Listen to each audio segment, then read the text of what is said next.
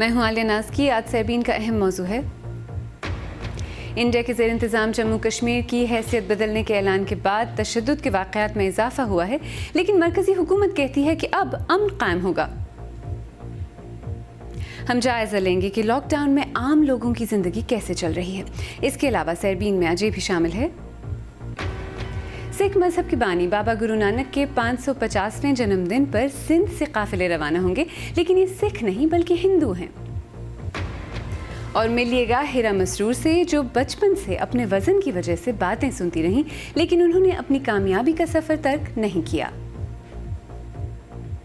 आप हमें टीवी पर देखने और रेडियो पर सुनने के अलावा हमारे तमाम सोशल मीडिया पेजेस पर भी फॉलो कर सकते हैं। आप BBC उर्दू का प्रोग्राम सरबीन देख रहे हैं।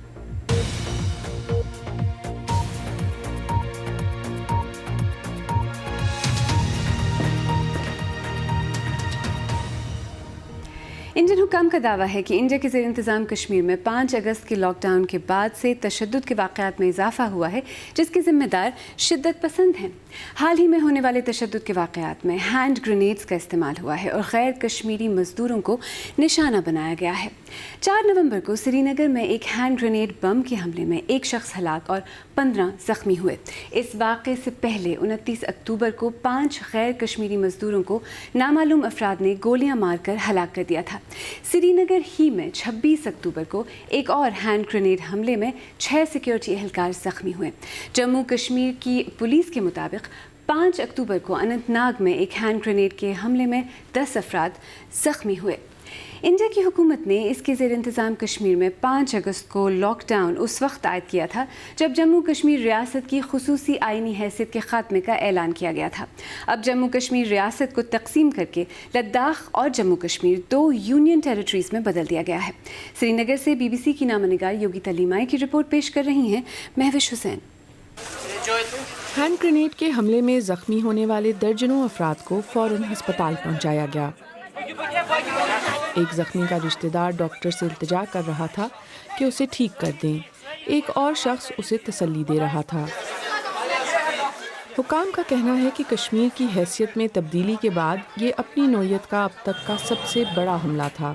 बम का धमाका श्रीनगर के वस्त में इस गली में हुआ था। एक धमाका हुआ तो जिसमें बहुत सारे लोग जख्मी हुए और एक बिहारी मुसलमान भाई हमारा वो शहीद हुआ। हलाक होने वाला शख्स किसी और जगह से यहाँ मेहनत मजदूरी करने आया हुआ था। इंडिया से यहाँ आने वाले इस तरह के मजदूरों को अब कश्मीर में तशद्दुद का निशाना बनाया जा रहा है। हलाक होने वाले ये 5 मजदूर एक ही कमरे में रहते थे। ये अपने लिए कुछ कमाने के लिए यहाँ आए थे। उन्हें उनके घर से निकाला गया और गोलियाँ मार दी गईं। पुलिस का कहना है कि मुसल्ला शोरिश पसंद इस हमले के जिम्मेदार हैं। कई मुबस्सिरीन इसे इंडिया के इक़दामात के जवाब में किए गए हमले कहते हैं। हमले की जिम्मेदारी किसी ने कबूल नहीं की है। पुलिस का कहना है कि शोरिश पसंदों ने ताजरों को दुकानें खोलने से मना किया हुआ है और जहां अस्करियत पसंदों का खतरा बरकरार है, बहुत सारे कश्मीरियों ने इंडियन गवर्नमेंट के इक़दामात के खिलाफ एहतजाजन अपने कारोबार खुद से बंद किए हुए हैं। इस खित्ते की मईशत इस फल पर चलती है, लेकिन कश्मीर का सेब अब मंडी तक पहुंच नहीं पा रहा। 5 अगस्त को जब ये सब कुछ हो गया है तो वही यहाँ पर स्टार्टिंग थी हार्वेस्टिंग। उस वक्त हमारा पेयर था या हमारा सेंट्रोस था, आलू बुखारा वो था। From being a state which elected its own regional government. रियासत की हैसियत में तब्दीली से ये खित्ता अपनी हुकूमत मुंतखब करता था, लेकिन अब इसे मरकजी हुकूमत चला रही है। जिस शख्स को यहाँ की हुकूमत चलाने का काम सौंपा गया है, उसका इस इलाके से ताल्लुक नहीं है और कश्मीर के अपने सियासी रहनुमा कैद हैं। गुज़िश्ता 3 माह से ये होटल एक हिरासती कैंप बना हुआ है। जिन रहनुमाओं ने इंडियन हुकूमत के फैसले की मुखालफत की थी, वो यहाँ बंद हैं। तो ये तो जलील कर रहे हैं लीडर्स को। एक तो उनको बंद भी रखा है, ठीक है। तो आपके ये लीडर्स ही थे जो इनको एक स्ट्रेट लाइन देते थे, यार ये ठीक है, ऐसा नहीं करना है, ऐसा करना है, और कोई स्ट्रेटजी देते थे। जब ये लोग ही बंद है तो लोग क्या करेंगे? वो मिलिटेंसी में जाएंगे, वो सेपरेटिज्म में जाएंगे। दिल्ली में इंडियन गवर्नमेंट कहती है कि उसके इक़दामात से कश्मीर में अमन और तरक्की आएगी, लेकिन यहाँ गैज़ व गज़ब और तज़ब्ज़ुब की धुंध छाई हुई है।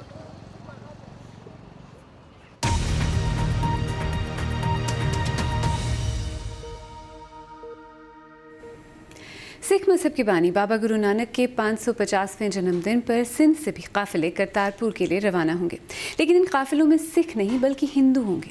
बरसगीर के दीगर हिंदुओं के बरक्स सिंध के हिंदुओं का गुरु नानक और उनके ख़ानदान से इस कदर अक़ीदत का रुझान कब और कैसे शुरू हुआ, देखिए शिकारपुर सिंध से रियाज सुहेल की खुसूसी रिपोर्ट।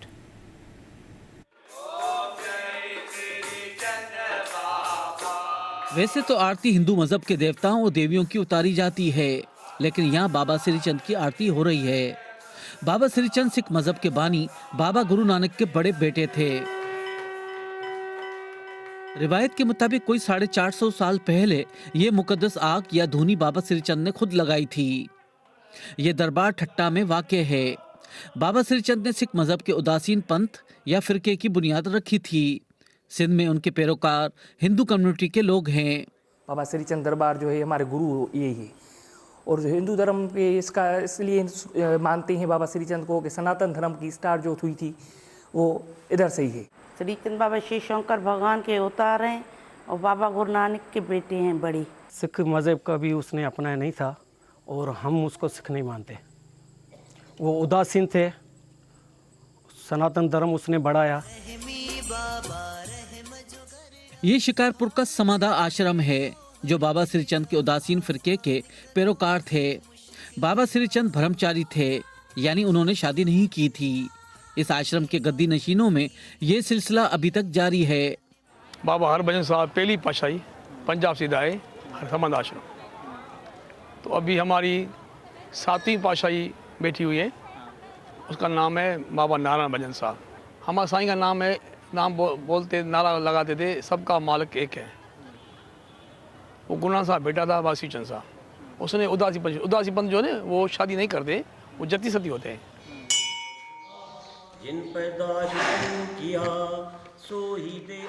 इस दरबार को चारपाई वाला दरबार कहा जाता है।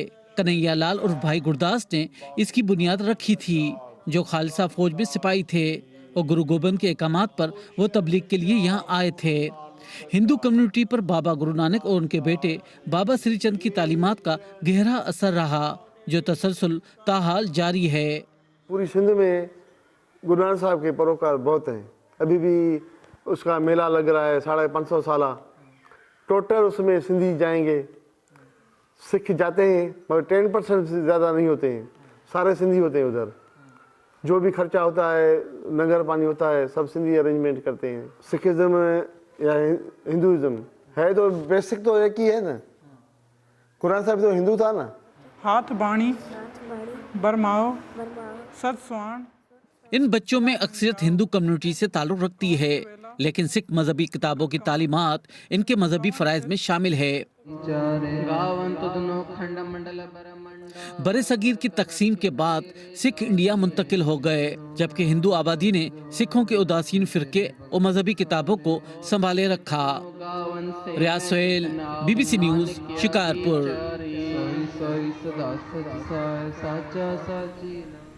हमारे फेसबुक पेज पर आएँ, वहाँ आपको वीडियो रिपोर्ट्स, तज्ज़िये और अहम खबरें सब मिलेंगे।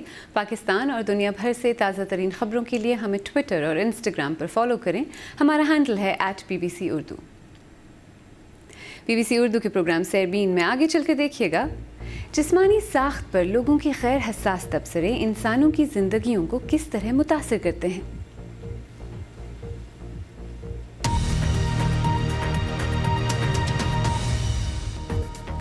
BBC उर्दू के प्रोग्राम सैरबीन में एक बार फिर खुश आमदीद। मैं हूँ आलिया नाज़ की और अब वक्त हुआ है सोशलिस्तान का। आइए देखें BBC उर्दू के सोशल मीडिया पेजेस पर आज क्या कुछ चल रहा है। सबसे पहले फेसबुक। रिक्शे का शोर किसे अच्छा लगता है, लेकिन इराक़ में जारी हालिया एहतजाजी मुजाहिरों के दौरान टुक टुक कहलाने वाले ये रिक्शे बहुत कारआमद साबित हो रहे हैं। कैसे, तफसील इस वीडियो में जो हमारे फेसबुक पेज पर लगी है। आपने अब तक नहीं देखी तो जाएं और ज़रूर देखें। फिर आपको लेकर चलते हैं ट्विटर। 1947 में उस रियासत का जिक्र जो मुसलमान हाकिम की ख्वाहिश के बावजूद पाकिस्तान का हिस्सा नहीं बन सकी। बहुत ही दिलचस्प स्टोरी है, ख़ासतौर पर अगर आपकी तारीख़ में दिलचस्पी है तो। स्टोरी हमारे ट्विटर हैंडल ने ट्वीट की लिखी है ज़रूर पढ़ें। फिर आपको लेकर चलते हैं इंस्टाग्राम। ये पोस्ट देखें। सोचें कुतुब शुमाली में सर्फिंग का क्या लुत्फ़ होगा, और साथ में नॉर्दर्न लाइट्स के नज़ारे भी। बहुत ही खूबसूरत तस्वीर हैं। पोस्ट हमारे इंस्टाग्राम पेज पर लगी है, आप भी वहाँ जाकर इन्हें देख सकते हैं। और आखिर में आपको लेकर चलते हैं यूट्यूब। जनूबी एशिया के बेशतर दीगर ममालिक की तरह बांग्लादेश में भी पब्लिक ट्रांसपोर्ट पर सफ़र करना ख़वातीन के लिए आसान नहीं होता। ऐसे में ख़ास बाइक सर्विस जिसमें ड्राइवर्स भी ख़वातीन हैं और पैसेंजर्स भी। तफसील इस वीडियो में जो हमारे यूट्यूब चैनल पर लगी है, आप भी वहां जाकर इसे देख सकते हैं।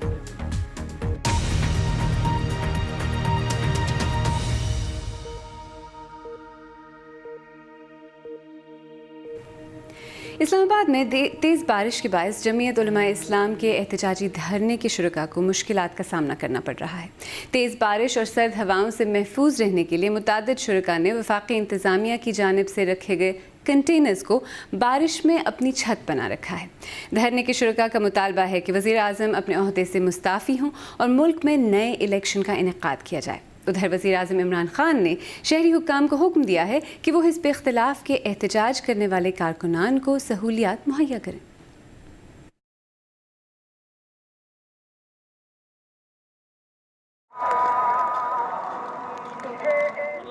बर्बारी हो जो भी हो, लेकिन इधर हम डटे रहेंगे इंशाल्लाह। ये लोग सख्ती बर्दाश्त करते हैं, लेकिन इमरान खान को बर्दाश्त नहीं करेंगे हम। जब तक इस्तीफा नहीं लेंगे उसी वक्त तक हम इधर ही रहेंगे।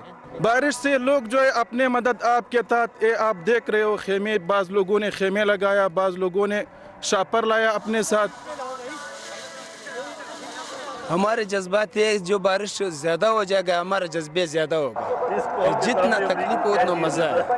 बस कायद का जो हुक्म हो वो हम बसर चश्म कबूल है।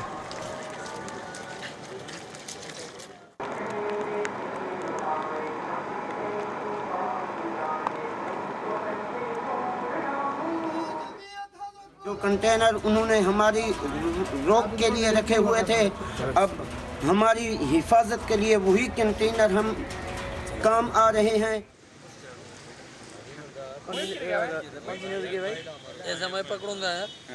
ये धरने वाले लोग आए हैं, ये हमारे लिए रहमत बनकर आए हैं, तो इंशाल्लाह इनकी वजह से हमारा काम अच्छा चल रहा है। पहले तो हम लोग मक्खियाँ ही मार रहे थे। ये लोग हैं, हम लोग सुबह सुबह आते हैं, ये ज़ाहिर इनको सर्दी लगती है, ये हम लोगों से लेते हैं माल सारा।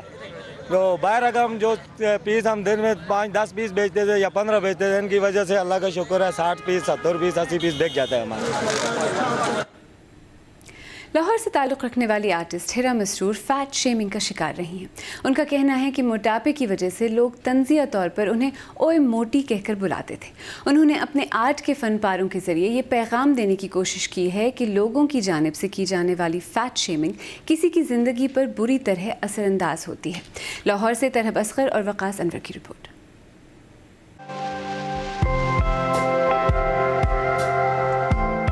बचपन से एक जो लाइन मेरे पे जलती है, जो मेरे दिमाग में लाइक हिट करती है, दैट इज़ मोटी, ओए मोटी। मेरा नाम हिरा मसरूर है और मैं जो हूँ एज अ टेक्सटाइल डिज़ाइनर काम कर रही हूँ एंड एज एन आर्टिस्ट भी काम करती रहती हूँ साथ साथ। छोटी सी थी तब से मैं आई वॉज ओबीस। आप घर के आपके लोग आते हैं तो वो एक ना तंज़िया तौर पे आपको लोग कहना चाहते हैं मोटी, बेटा इतना नहीं होना चाहिए, शादी कैसे होगी, ये कैसे होगा, वो कैसे होगा। मतलब आपको ना शुरू से ही लड़कियों को तो स्पेशली मेंटली टॉर्चर ना शुरू कर देते हैं कि यू नो कि आप जो ना आई थिंक आप परफेक्ट नहीं हो। बेसिकली आप बहुत नेगेटिव फील करते हो and it's kind of a depression. मैं भी उस डिप्रेशन में रही हूँ बहुत अर्सा। मैंने टॉपिक भी वही ओए मोटी ही चूज़ किया था, उसका मैंने नाम ही ओए मोटी रखा था। सो उसको मैंने डेवलप करना इस तरह शुरू किया कि मैंने जो अपने लाइफ के 3 फेजेस थे जिससे मैं गुजरी हूँ, मैं उसी को लेके चली थी। तो पहला फेज़ था दैट वाज कॉन्शियसनेस। इसमें इंचेस टेप और खाने को लेके दिखाया है कि बहुत ज़्यादा आप कॉन्शियस हो, सो आप मैंने उस चीज़ को स्केल्स में लेके चली हूँ।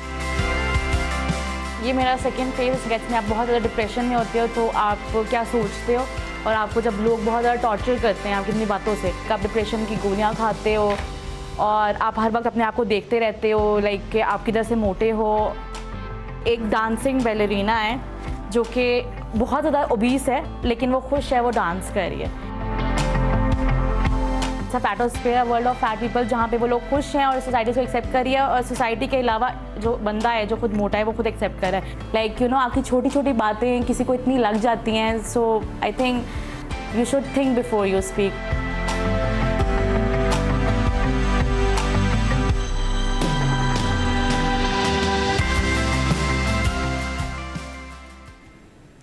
ताज़ा तरीन ख़बरों के लिए आप जब चाहें हमारी वेबसाइट पर आ सकते हैं। यहाँ आपको दुनिया भर से ख़बरों के अलावा तजज़िये, तबसरे, तस्वीर और वीडियोज़ भी मिलेंगी।